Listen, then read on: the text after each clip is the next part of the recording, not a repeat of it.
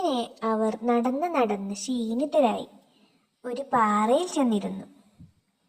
സംസാരിക്കാൻ തുടങ്ങി. അയ്യോ, നമ്മളിപ്പോ വീട്ടിൽ നിന്ന് കുറെ ദൂരം പോന്നില്ലേ? നമ്മളെ കാണാതെ വീട്ടിൽ വിഷമിക്കില്ലേ? ആ ജാക്ക്, നമ്മൾ കുറെ ദൂരം വന്നു. അതാണ് നമ്മൾ ക്ഷീണിച്ചു പോയത്. വീട്ടിൽ ഞാൻ പറഞ്ഞിട്ടുണ്ട്, നീ പേടിക്കണ്ട കേട്ടോ. നിനക്ക് കളിക്കണോ ഇവിടെ? ഞാൻ നിന്നോട് പറയാൻ വയ്യായിരുന്നു, നമുക്ക് സാറ്റ് കളിക്കാമെന്ന്. കളിക്കാൻ ജാക്ക്, വരൂ, അങ്ങോട്ട് പോകാം.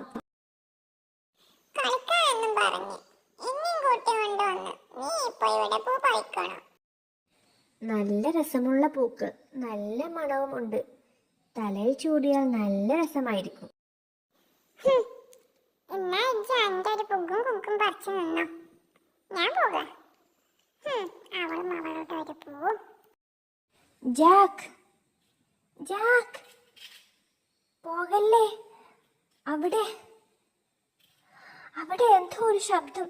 ജാക്ക്,